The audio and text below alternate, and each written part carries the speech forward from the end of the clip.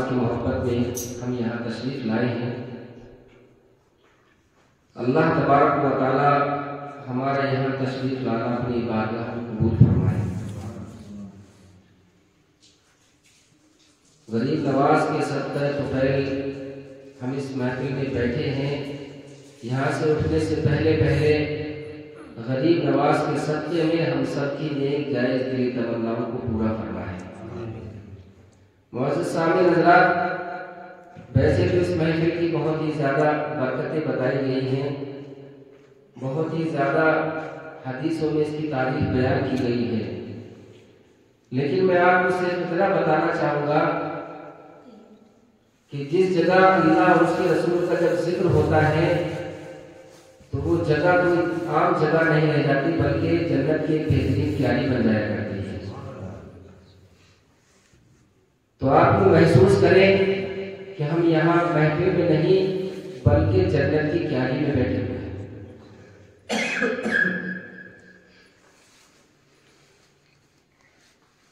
تو جنت کی کیاری کے اندر ہمیں کس طرح سے بیٹھنا ہے؟ دیکھیے حضرات، جب ہم کسی کے یہاں مہمان بن کر کے جایا کرتے ہیں تو ہم بہت ہی ادب کے ساتھ، ادب و لحاظ کے ساتھ اپنے رشتہ داروں کے یہاں جاتے ہیں، ان کے مکان پر جاتے ہیں، ادب سے گفتگو کرتے ہیں، ادب سے بیٹھتے ہیں۔ تو جب ہم اپنے رشتہ داروں کے یہاں جاتے ہیں، وہاں ادب سے بیٹھتے ہیں، تو پھر تو یہ پروردگار عالم کی محفل ہے۔ اس محفل کا ہمیں کتنا ادب و احترام کرنا چاہیے۔ اس محفل کے متعلق یہ بتایا گیا ہے کہ جب تک بندہ اس محفل کے اندر بیٹھا رہتا ہے تب تک اللہ کے فرشتے اس انسان کے لیے مغفرت کی دعائیں کیا کرتے ہیں۔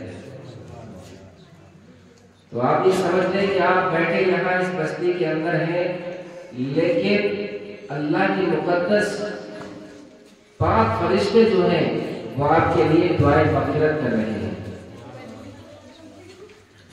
اور اللہ تبارک و تعالیٰ کی بارگاہ میں یہ بھی دعا کروں گا کہ اللہ تبارک و تعالیٰ اس محفل کو قبول کرے، اور جس نے بھی جس طریقے سے بھی کام میں سخن میں، جس نے بھی درم میں جیسا بھی حصہ لیا ہے، جس طریقے سے بھی تعاون کیا ہے، اللہ تبارک و تعالیٰ اس کے تعاون کو قبول فرمائے اور حضور غریب نواز کے فیضان سے مالا مال فرمائے۔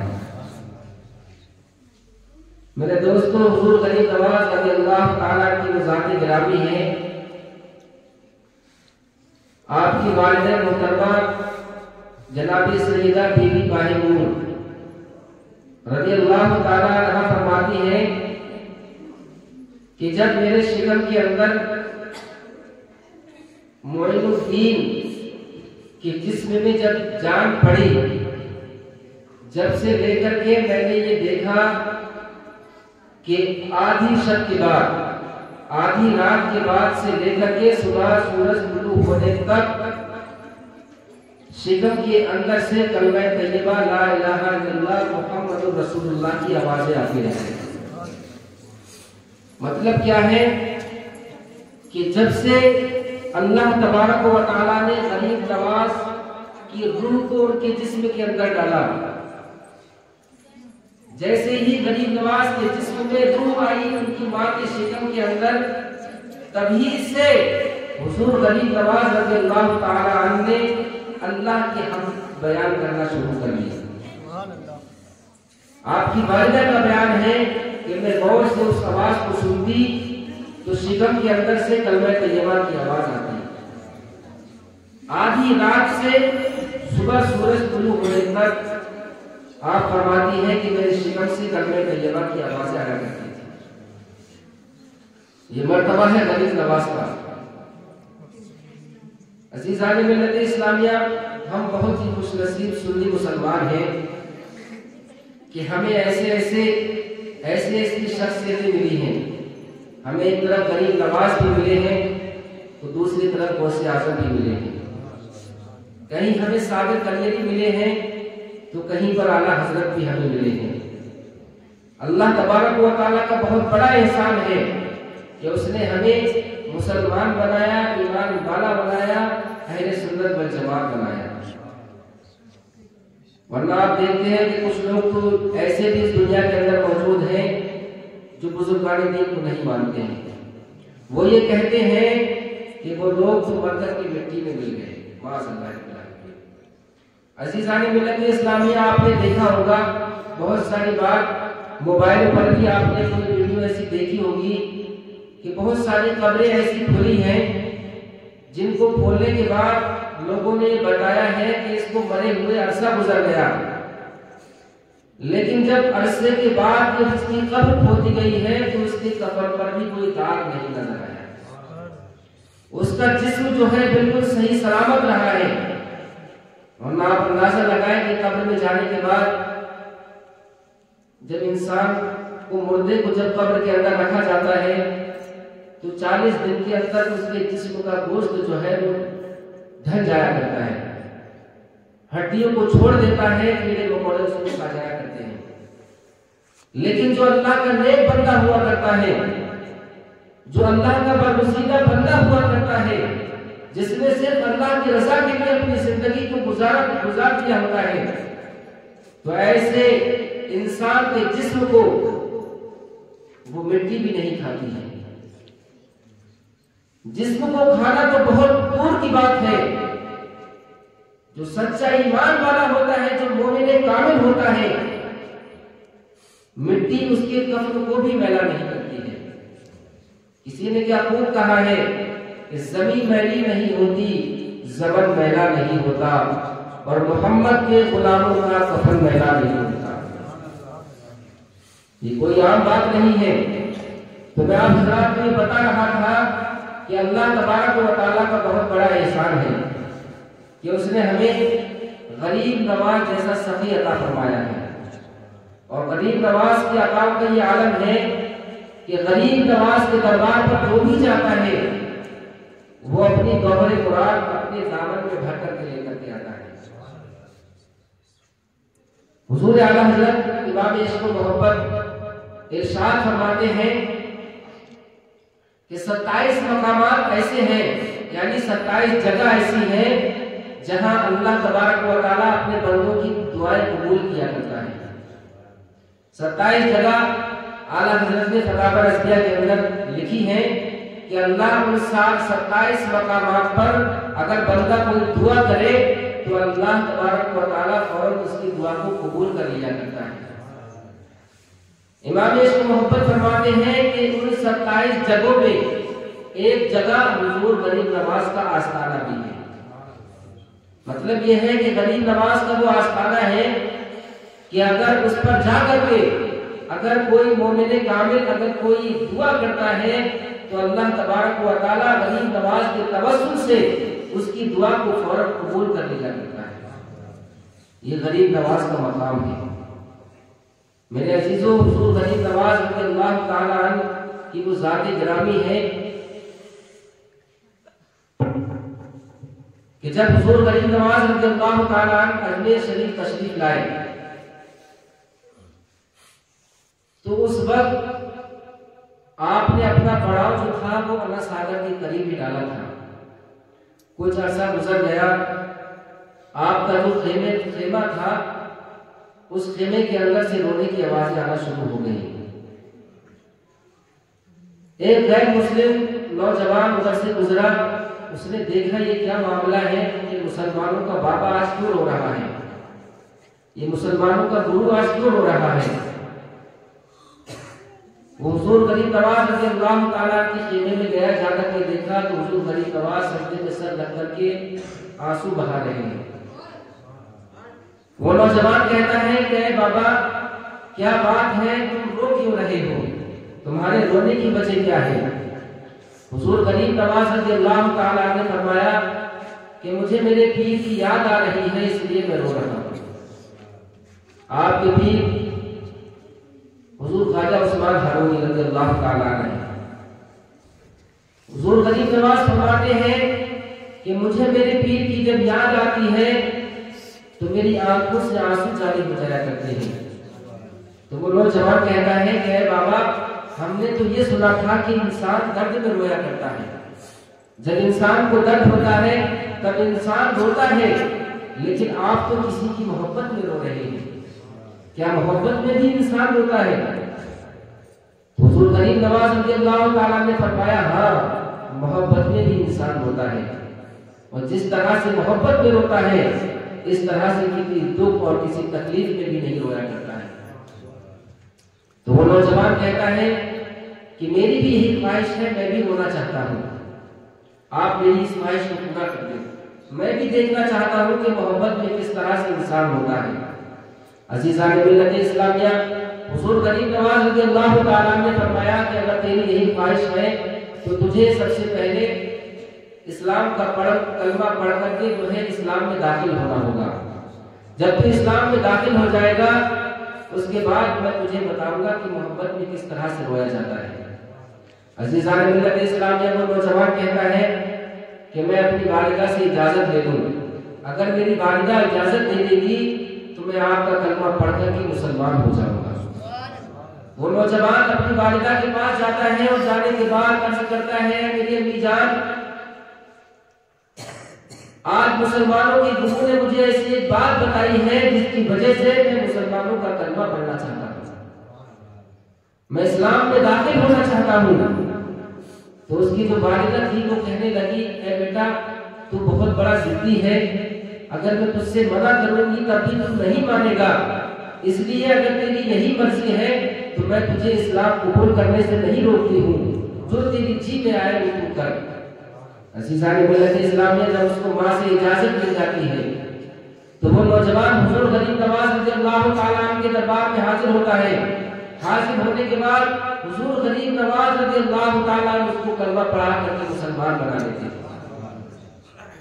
پھر جب وہ مسلمان بن گیا، مسلمان بننے کے بعد حضور غریب نواز کے ساتھ رہنے لگا، صبح میں بھی حضور غریب نواز کے ساتھ ہے، دوپہر کو بھی غریب نواز کے ساتھ ہے، شام کو بھی غریب نواز کے ساتھ ہے، حتیٰ کہ یہ ہے کہ 24 گھنٹے غریب نواز کے ساتھ رہنے لگا۔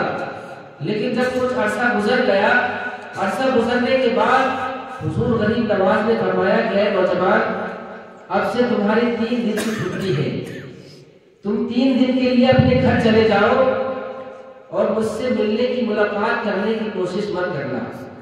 عزیزان گرامی، وہ نوجوان سوچتا ہے یہ تو کوئی بڑی بات نہیں ہے، 3 دن کی بات ہے، میں اپنے گھر چلا جاتا ہوں۔ معزز سامعین حضرات، وہ نوجوان اپنے گھر جاتا ہے۔ گھر جانے کے بعد ابھی صبح سے شام بھی نہیں ہوئی تھی کہ اس کا دل بے چین ہو جاتا ہے، اس کا دل بے قرار ہو جاتا ہے۔ وہ اپنی امی سے کہتا ہے کہ اے میری امی جان، آج نہ جانے میرے جسم کے اندر کیسی حرارت ہو رہی ہے، آج میرے دل کو سکون نہیں مل رہا ہے، آخرکار یہ کیا معاملہ ہے؟ جب رات آئی تو رات کے اندر جب اس نے لقمہ اٹھایا تو اس کے دل نے یہ گوارا نہ کیا کہ ایک لقمہ بھی کھایا جائے، بغیر کھائے اپنے بستر پر لیٹ گیا، رات بھر کروٹیں بدلتا رہا، نیند نہیں آئی۔ آخرکار اس کے سمجھ میں آ گیا کہ اگر میں غریب نواز کو نہیں دیکھوں گا تب تک میرے دل کو چین نہیں آئے گا، جب تک میں اپنے مرشد کو نہیں دیکھوں گا اس وقت میرے دل کو سکون نہیں ملے گا۔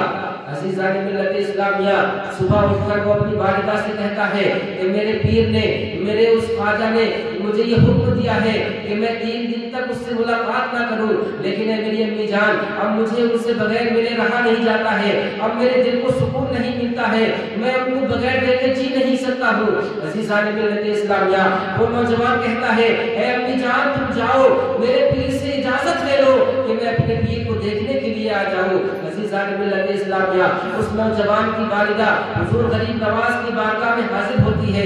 حاضر ہونے کے بعد عرض کرتی ہے اے بابا، تم مسلمانوں کے گرو ہو، میں تمہیں نہیں جانتی ہوں، میں یہ بھی نہیں جانتی ہوں کہ تم نے میرے بیٹے پر کون سی ایسی بات اس کو بتا دی ہے، کون سے ایسا جادو کر دیا ہے، کون سا اس کو علم عطا کر دیا ہے کہ وہ اب تمہارے سوا کسی کو دیکھنا نہیں چاہتا ہے، وہ ہمیشہ تمہارے ساتھ رہتا ہے، اور اب تو اس کا یہ عادت ہو گیا ہے کہ جب سے اس نے تمہیں دیکھا نہیں ہے تب سے اس کے دل کو چین و سکون نہیں مل رہا ہے۔ وہ اس کی والدہ کہتی ہے کہ جب سے وہ تمہارے پاس سے گیا ہے نہ ہی اس نے کچھ کھایا ہے، نہ ہی کچھ پیا ہے، نہ رات بھر سویا ہے، اسی حالت میں صبح اس نے مجھے آپ کے پاس بھیجا ہے تاکہ آپ اجازت دے دیں۔ آپ اجازت اگر دے دیں گے تو میرا بیٹا آپ کے دربار میں حاضر ہو جائے گا۔ لیکن حضور غریب نواز فرماتے ہیں کہ ابھی اس کو اجازت نہیں ہے۔ جب اتنا کہا تو اس کی والدہ واپس اپنے گھر آئی۔ گھر آنے کے بعد اپنے بیٹے سے کہا کہ تمہارے پیر و مرشد نے منع کیا ہے کہ تم 3 دن تک ہرگز اپنے پیر و مرشد سے نہیں مل سکتے ہو۔ تو وہ نوجوان کہتا ہے کہ امی جان، اگر میں ان کو نہیں دیکھوں گا، اگر آج میں نے ان کو نہیں دیکھا تو یقیناً میرے جسم سے میری جان نکل جائے گی، مجھے موت آ جائے گی۔ اگر تم چاہتی ہو کہ میں زندہ رہوں تو تم غریب نواز کی بارگاہ میں چلی جاؤ اور کسی بھی طریقے سے میرے پیر کو راضی کر لو، اور میں کسی طریقے سے اگر وہ راضی ہو گئے تو ان کا دیدار مجھے نصیب ہو جائے گا، میری جان بچ جائے گی۔ عزیزان ملت اسلامیہ، والدہ جو اپنے بیٹے سے محبت کرتی ہے، اپنے بیٹے کی زندگی کی خاطر پھر غریب نواز کی بارگاہ میں دوڑتی ہے، جانے کے بعد عرض کرتی ہے بابا اگر تم نے اجازت نہ دی تو میرے بیٹے کی جان چلی جائے گی، میرا بیٹا اس دنیا سے کوچ کر جائے گا۔ میں آپ کے ہاتھ چھوڑتی ہوں، میں آپ کے پیر پکڑتی ہوں، آپ اس سے ملنے کی اجازت دے دیں۔ اگر آپ نے اجازت نہیں دی تو یقیناً میرا بیٹا اس دنیا کو چھوڑ کر کے چلا جائے گا۔ وہ عورت رونے لگ جاتی ہے۔ جب حضور غریب نواز نے دیکھا تو کہا اے عورت رو مت، تو اپنے بیٹے کو میرے پاس بھیج دے۔ جب حضور غریب نواز نے یہ فرمایا تو وہ عورت دوڑی دوڑی اپنے مکان میں جاتی ہے اور اپنے بیٹے سے کہتی ہے کہ میرے بیٹے، تیرے پیر نے اجازت دے دی ہے، اب تو اپنے پیر سے جا کر کے مل سکتا ہے۔ عزیزان ملت اسلامیہ، جب حضور غریب نواز رضی اللہ تعالیٰ عنہ کی بارگاہ میں وہ نوجوان پہنچتا ہے، پہنچنے کے بعد حضور غریب نواز کے چہرے کو دیکھتا ہے، ویسے ہی اس کے دل کو سکون مل جاتا ہے۔ جب وہ حضور غریب نواز کے دربار میں پہنچتا ہے تو کیا دیکھتا ہے کہ حضور غریب نواز کے دربار میں مجمع لگا ہوا ہے، بہت سارے لوگ موجود ہیں۔ دور دروازے پر کھڑا ہو کر کے حضور غریب نواز کے چہرے کی زیارت کرتا ہے اور وہیں کھڑا رہتا ہے۔ حضور غریب نواز اپنے مریدین سے کہتے ہیں کہ اے لوگوں، اس نوجوان کو دیکھ لو، یہ محبت میں رونا چاہتا تھا، آج اس کا معاملہ یہ ہو گیا ہے کہ اس کو آج مجھ سے اس کو آج اتنی محبت ہو گئی ہے کہ اگر یہ ایک دن بھی مجھے نہ دیکھے کہ اس کو چین نہیں ملتا ہے، اس کو سکون نہیں ملتا ہے، اور اگر یہ 2 دن تک مجھے نہ دیکھے تو یقیناً اس کی جان اس کے روح جسم سے نکل جائے گی۔ حضور غریب نواز نے فرمایا کہ اے نوجوان، تم نے دیکھ لیا کہ محبت میں انسان کس طرح سے رویا کرتا ہے۔ عزیزان ملت اسلامیہ، ہم بھی کہتے ہیں کہ ہمیں اپنے نبی سے محبت ہے، جزاک اللہ خیر۔ ہم کیا کہتے ہیں؟ ہم نبی سے محبت کرنے والے ہیں، کہتے ہیں کہ نہیں کہتے ہیں؟ کچھ بولو تو بھائی، کہتے ہیں نا نبی سے محبت کرتے ہیں۔ اب محبت کیسی کرتے ہیں؟ مطلب سامنے کچھ اور پیچھے کچھ۔ محبت کا تو صرف نام ہی نام رہ گیا ہے۔ اگر آپ پوری دنیا کا بھی اگر آپ جائزہ دیں گے تو صرف اس دنیا کے اندر محبت کا صرف نام ہی نام باقی رہ گیا ہے۔ آج کل لوگ صرف اپنے فائدہ حاصل کرنے کے لیے لوگوں سے محبت کرتے ہیں۔ کوئی اگر کسی سے دوستی رکھتا ہے وہ بھی اپنے فائدے کی وجہ سے رکھتا ہے۔ میں یہ نہیں کہتا کہ اس دنیا کے اندر اچھے انسان نہیں ہیں، اچھے دوست نہیں ہیں، اچھے رشتہ دار نہیں ہیں، اچھے رشتہ دار بھی ہیں، اچھے دوست بھی ہیں، لیکن آج ان لوگوں کی تعداد بہت زیادہ کم ہو گئی ہے۔ 100 میں سے 5% لوگ ایسے ہوتے ہیں جو دیانت دار لوگ ہوا کرتے ہیں، جو ایماندار لوگ ہوا کرتے ہیں، ایماندار لوگ ہوا کرتے ہیں۔ تو عزیزان ملت اسلامیہ، اس محفل کی بہت ہی زیادہ برکتیں ہیں۔ حضور غریب نواز رضی اللہ تعالیٰ کا وہ دربار ہے کہ اس دربار کے اندر اگر سائل اگر کوئی سوال پیش کرتا ہے تو حضور غریب نواز اس کی جھولی کو بھر دیا کرتے ہیں۔ آپ اندازہ لگائیں کہ حضور غریب نواز کے روضے پر ایک اندھا مدت ہو گئی اسے حضور غریب نواز کے دربار میں کھڑا ہوا، حضور غریب نواز سے عرض کرتا ہے کہ غریب نواز مجھے آنکھیں عطا کر دو، غریب نواز مجھے آنکھیں دے دو۔ لیکن کافی عرصہ گزرنے کے بعد بھی اس کو آنکھیں نہیں ملی، لیکن پھر بھی وہ غریب نواز کے آستانے پر کھڑا ہوا ہے اور دنوں رات یہی کہہ رہا ہے کہ غریب نواز مجھے آنکھیں دے دو، غریب نواز مجھے آنکھیں دے دو۔ لیکن اس کو آنکھیں نہیں مل رہی ہیں۔ آنکھیں کس طرح سے ملا کرتی ہیں، دعائیں کس طریقے سے قبول ہوا کرتی ہیں۔ میں آپ کو بتانا چاہتا ہوں کہ وہ انسان، وہ اندھا انسان غریب نواز کے دربار میں کھڑا ہوا ہے اور نہ جانے کب سے کھڑا یہ دعا کر رہا ہے کہ غریب نواز مجھے آنکھیں دے دو، لیکن اسے آنکھیں نہیں مل رہی ہیں۔ ایسے ہی ماحول کے اندر، ایسے ہی وقت کے اندر بادشاہ اورنگزیب حضور غریب نواز کی بارگاہ میں حاضری دینے کے لیے آتا ہے۔ جب اورنگزیب بادشاہ حضور غریب نواز کی بارگاہ میں حاضری دینے کے لیے آیا تو اس نے دیکھا کہ ایک اندھا ہے جو بار بار یہ دعا کرتا ہے کہ غریب نواز مجھے آنکھیں عطا کر دو، اے غریب نواز مجھے آنکھیں دے دو۔ لیکن یہ کیا معاملہ ہے؟ لوگ بتاتے ہیں کہ عرصہ گزر گیا، یہ یہی دعا کرتا ہے کہ غریب نواز مجھے آنکھیں دے دو، لیکن آج تک اس کو آنکھیں نہیں ملی ہیں۔ جب اورنگزیب نے اتنا سنا تو اس اندھے کے پاس گئے اور جا کر کے فرمایا کہ اے اندھے انسان، تو مجھے جانتا ہے کہ میں کون ہوں؟ وہ اندھا کہنے لگا کہ میں کیسے آپ کو جان سکتا ہوں، میں تو اندھا ہوں، میں آپ کو نہیں جانتا کہ آپ کون ہیں۔ تو اورنگزیب نے کہا کہ اے اندھے انسان، تو یہ جان لے کہ اس وقت جو تیرے سامنے کھڑا ہوا ہے وہ کوئی عام انسان نہیں ہے، بلکہ وہ اس وقت کا بادشاہ اورنگزیب کھڑا ہوا ہے۔ جب اتنا سنا تو وہ اندھا کانپنے لگا کہ میرے سامنے اپنے وقت کا بادشاہ اورنگزیب کھڑا ہوا ہے۔ تو اورنگزیب اس اندھے انسان سے کہتے ہیں کہ اے نوجوان، تو کب سے اس بارگاہ میں کھڑا ہوا ہے اور کب سے غریب نواز سے آنکھیں مانگ رہا ہے؟ وہ اندھا کہتا ہے کہ مجھے عرصہ گزر گیا، میں عرصے دراز سے اس بارگاہ میں حاضر ہوں اور غریب نواز سے آنکھیں مانگ رہا ہوں، لیکن ابھی تک مجھے آنکھیں نہیں ملی ہے۔ وہ اورنگزیب کہتے ہیں کہ میں حضور غریب نواز کی بارگاہ میں حاضری دینے کے لیے جا رہا ہوں، اور جب میں حضور غریب نواز کی بارگاہ سے حاضری دینے کے بعد جب تیرے پاس آؤں گا، اگر اس وقت تک تیری آنکھیں نہیں آئی تو میں تیرے سر کو تیری گردن سے جدا کر دوں گا۔ اللہ اکبر۔ ابھی اس اندھے کا تو یہ معاملہ تھا کہ ابھی تو آنکھیں مانگ رہا تھا، لیکن اب تو اس کی جان پہ بنائی ہے۔ اب تو بادشاہ نے حکم دے دیا ہے کہ اے اندھے، اگر میری حاضری دینے کے بعد آنے کے بعد بھی اگر تیری آنکھیں واپس نہیں آئی تو میں اس تلوار سے تیرے سر کو الگ کر دوں گا۔ اب اس اندھے کا یہ معاملہ ہو گیا کہ دوڑا دوڑا غریب نواز کی چوکھٹ کے پاس گیا اور جا کر کے اپنے سر کو پٹکنا شروع کر دیا، رونا شروع کر دیا، گڑ گڑانا شروع کر دیا، اور اس قدر وہ رویا، اس قدر حضور غریب نواز کی بارگاہ میں رو رو کر کے دعا کی کہ اے غریب نواز، اب تک تو میں تم سے آنکھیں مانگ رہا تھا، لیکن اب تو میری جان پر بنائی ہے، اگر آپ آج بھی اگر کرم نہیں کریں گے تو یقیناً مجھے مار دیا جائے گا، میری گردن کو اڑا دیا جائے گا۔ تو وقت کے بادشاہ نے حکم دے دیا ہے کہ اگر میرے آنے سے پہلے اگر تیری آنکھیں واپس نہیں آئی تو تیری گردن کو اڑا دیا جائے گا۔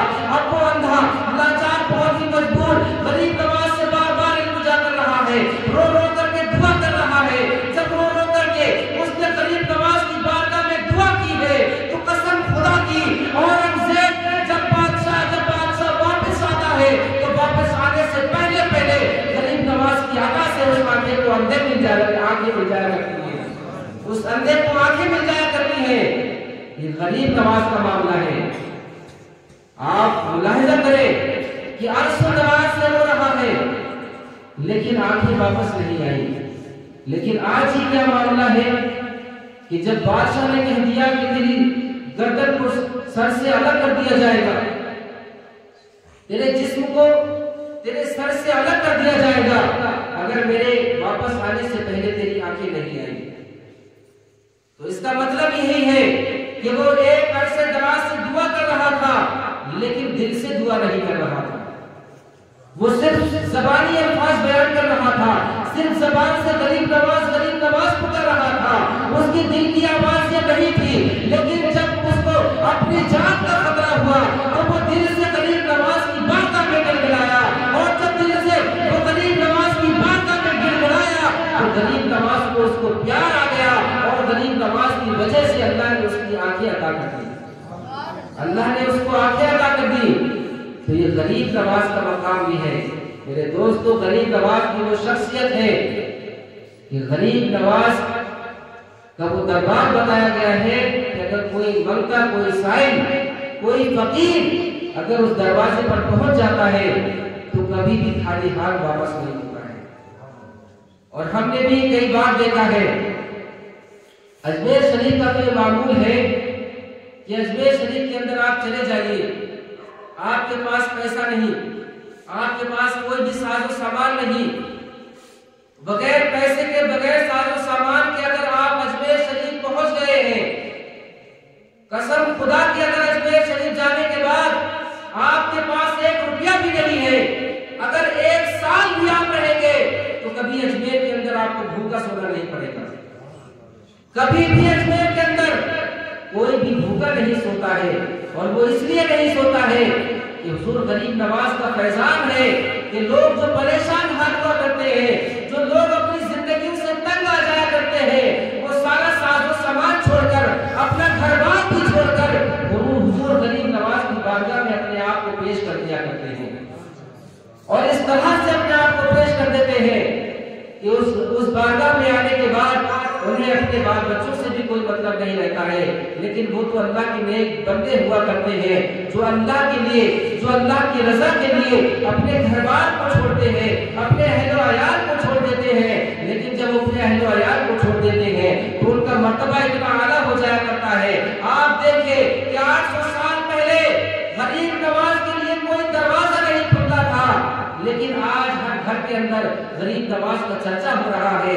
آج ہر قوم کے انسان, چاہے وہ ہندو ہو یا مسلم ہو یا سکھ ہو یا عیسائی ہو, کوئی سے بھی مذہب کے لوگ ہو, آج ہر مذہب کے لوگ غریب نواز کی بارگاہ میں حاضر ہو رہے ہیں. غریب نواز کی بارگاہ میں چادر پیش کر رہے ہیں, غریب نواز کی بارگاہ میں خراج عقیدت پیش کر رہے ہیں. اس کا معاملہ کیا ہے, اس کی وجہ کیا ہے؟ اس کی وجہ صرف یہی ہے کہ یہ وہ غریب نواز ہے جنہوں نے اپنی پوری زندگی صرف اللہ اور اس کے رسول کی رضا کے لیے گزار دی ہے. صرف اللہ اور اس کے رسول کے لیے اپنی زندگی کو جس نے گزار دیا ہے تو رہتی دنیا تک لوگ ان کے قدموں کے بوسے دیتے ہوئے نظر آتے ہیں.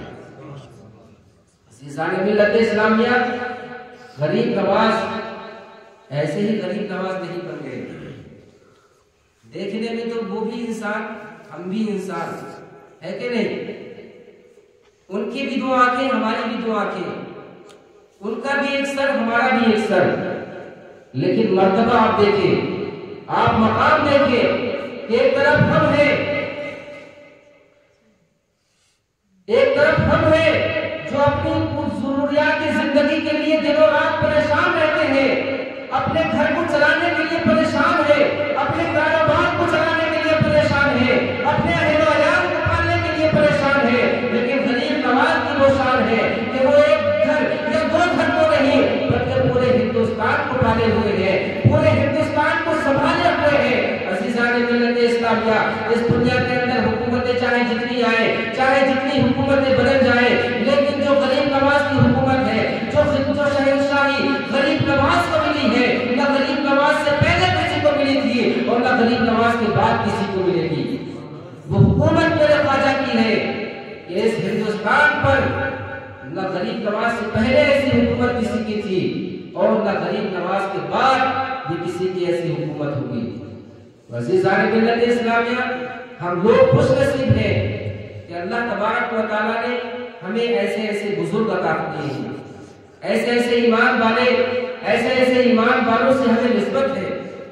آپ حضرات یہ بھی جانتے ہیں کہ اللہ کے نبی صلی اللہ علیہ وسلم نے ارشاد فرمایا کہ جو جس کے ساتھ اٹھے گا, جو جس کے ساتھ بیٹھے گا, جو جس کے ساتھ کھائے گا، جو جس کے ساتھ پیے گا، جو جس کے ساتھ ہمہ وقت رہے گا، جو جس کی صحبت اختیار کرے گا، کل میدان محشر میں اس کا حساب و کتاب اسی شخص سے ساتھ کیا جائے گا، اسی انسان کے ساتھ کیا جائے گا۔ آج ہم دنیا کے اندر اگر برے لوگوں کے ساتھ بیٹھیں گے تو یقیناً میدان محشر میں ہمارا حساب اور کتاب جو ہوگا ان برے لوگوں کے ساتھ ہی کیا جائے گا۔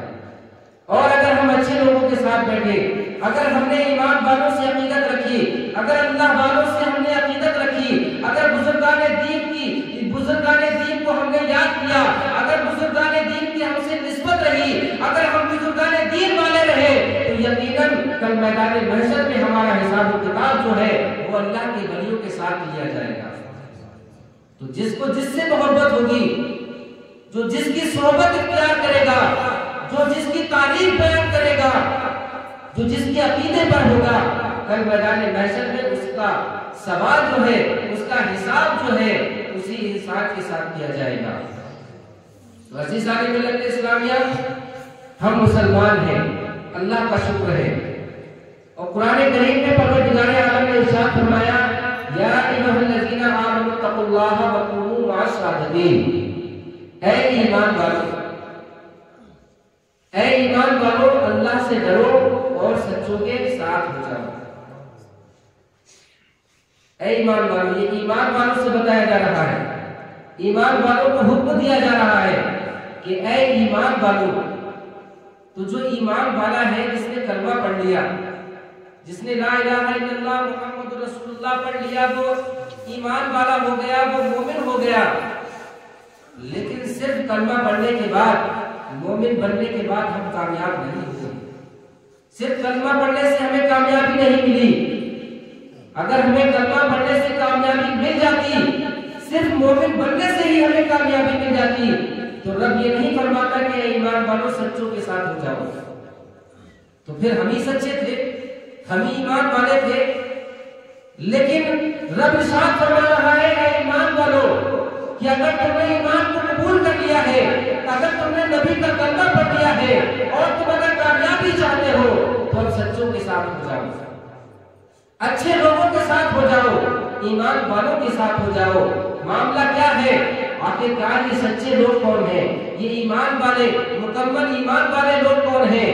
تو میں آپ کو بتانا چاہتا ہوں عزیزان ملت اسلامیہ، اگر آپ کو مومن کامل دیکھنا ہے، اگر آپ کو پکا مومن دیکھنا ہے تو آپ مسجد میں جا کر کے دیکھیے۔ اگر مسجد کے اندر پنجگانہ وقت کی اگر کوئی نماز پڑھتا ہے، پابندی کے ساتھ نماز پڑھتا ہے تو وہ مومن ہے۔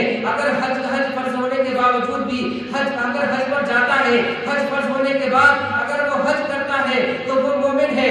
روزہ یہ کہ روزے کا معاملہ یہ ہے کہ اگر طاقت ہونے کے باوجود بھی اگر وہ روزہ رکھتا ہے، طاقت ہونے پر وہ اگر روزہ رکھتا ہے تو وہ مومن ہے۔ عزیزان ملت اسلامیہ، بتانے کا مطلب یہ ہے کہ اگر اللہ نے اس کو دولت سے نوازا ہے اور اس دولت سے وہ اپنی زکات ادا کرتا ہے تو وہ ایمان والا ہے۔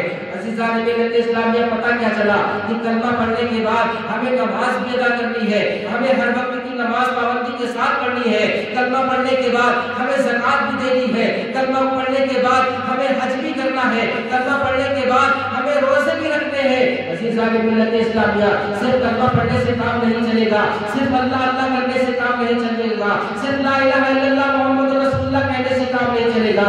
جب تک اللہ اور اس کے رسول نے جو فرمان ہمارے اوپر نافذ کیے ہیں، جب تک ہم ان کے فرما برداری نہیں کریں گے، تب تک ہمیں کامیابی نہیں ملنے والی ہے، تب تک ہمیں اس کا اجر نہیں ملنے والا ہے۔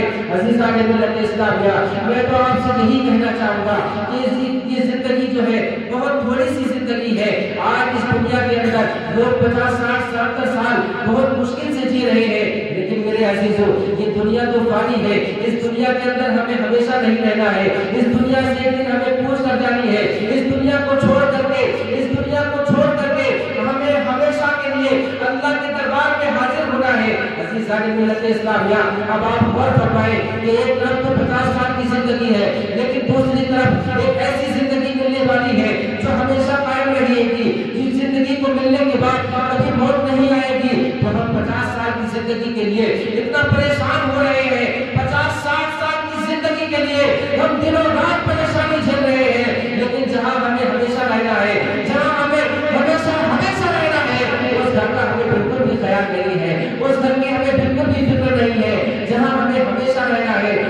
کی ہمیں کوئی بھی فکر نہیں ہے، نہ ہی ہمیں اس فکر نہ ہی ہم اس فکر میں لگے ہوئے ہیں کہ اس گھر کی تیاری کی جائے۔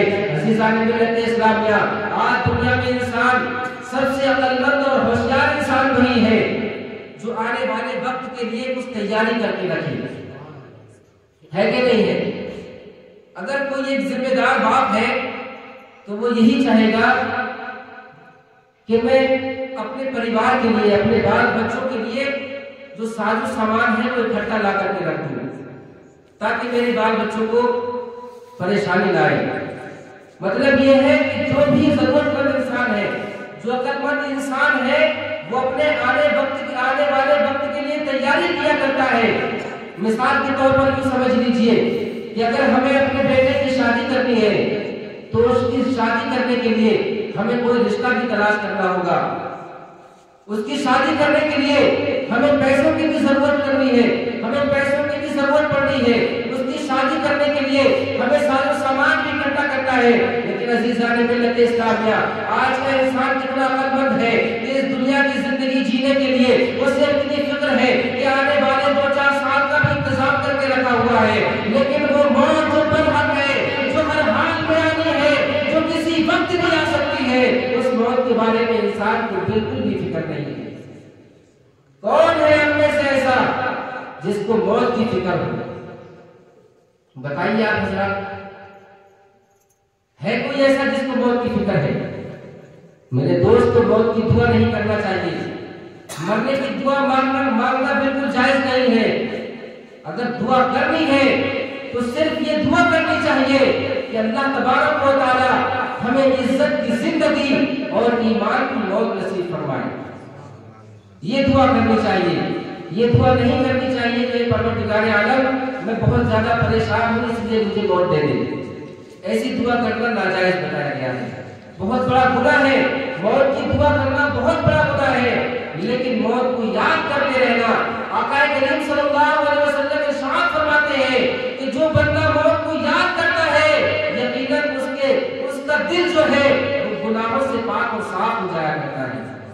جو بندہ موت کو یاد کرتا ہے، آپ خود سمجھ لیں کہ اگر آپ کے دل کے اندر ایک احساس پیدا ہو جائے کہ اگر مر جائیں گے تو کیا ہوگا، مرنے کے بعد کیا ہوگا، موت کس طریقے سے نکلے گی، روح ہمارے جسم سے کس طرح سے نکالی جائے گی، جب ہمیں اگر یہ احساس ہو جائے، اور ہمیں معلوم بھی ہے کہ جب مومن کی روح نکالی جاتی ہے، حضرت اسرائیل علیہ السلام سے حضرت موسیٰ علیہ السلام نے پوچھا، اے اسرائیل یہ بتاؤ تم انسان کی روح کس طریقے سے نکالتے ہو؟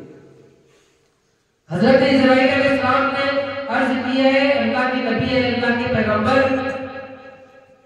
کہ ہم مومن کی روح اس طرح سے نکالتے ہیں کہ جس طرح سے آٹے میں سے بال کو نکال دیا جاتا ہے۔ اور سبحان اللہ، اتنی بڑی بات کہی پھر بھی آپ سبحان اللہ نہیں کہتے ہیں۔ موت کی کتنی بڑی سختی ہے، موت کا عالم کو مرنے والے سے پوچھو۔ اسرائیل علیہ السلام فرماتے ہیں کہ جب مومن کی روح جب نکالی جاتی ہے تو مومن کی روح جو پکا ایمان والا ہوتا ہے، جو پنجگانہ نمازی ہوتا ہے، جو اللہ اس کے رسول کی فرما بردار ہوتا ہے، جو پکا ایمان والا ہوتا ہے، اس کی روح اس طرح سے نکالی جاتی ہے جس طرح سے آٹے میں سے بال کو نکالا جاتا ہے۔ اب آٹے میں سے بال کو نکالنے کے تو کچھ محسوس ہوگا؟ بالکل بھی محسوس نہیں ہوگا۔ پھر حضرت اسرائیل علیہ السلام فرماتے ہیں کہ جو بدبخت ہوتا ہے، جو برا انسان ہوتا ہے، جو بدکار ہوتا ہے، جو کافر اور مشرک ہوتا ہے، تو اس کی روح اس طریقے سے نکالی جاتی ہے کہ جس طریقے سے کہ اگر کوئی ریشمی کپڑا ببول کے درخت پر ڈال دیا جائے اور پھر جب اس کو کھینچا جائے تو جس طرح سے ببول کے پیڑ پر جتنے کانٹے ہوتے ہیں ان کانٹوں سے الجھنے کے بعد جس طرح سے اس کپڑے کا ریشہ الگ ہو جاتا ہے، اسی طریقے سے بدکار کی روح کو نکالا جاتا ہے۔ اتنی پریشانی سے بدکار کی روح نکلتی ہے کہ جب ببول کے درخت پر ایک ریشمی کپڑا ڈال کر جب اس کو کھینچا جاتا ہے تو اس کا ایک ایک ریشہ اس کا الگ ہو جایا کرتا ہے۔ اس طریقے سے بدکار انسان کی روح نکلتی ہے۔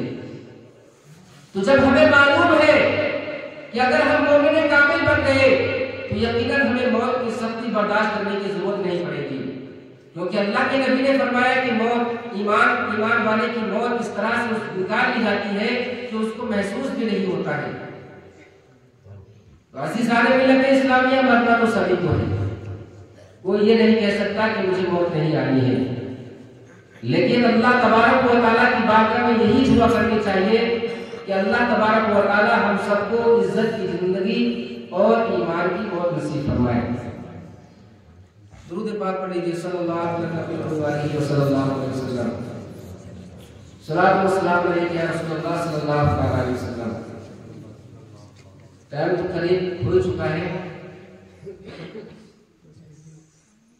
ایک نام اور صلی اللہ، اس کے بعد صلاۃ و سلام پڑھیں، ٹھیک ہے؟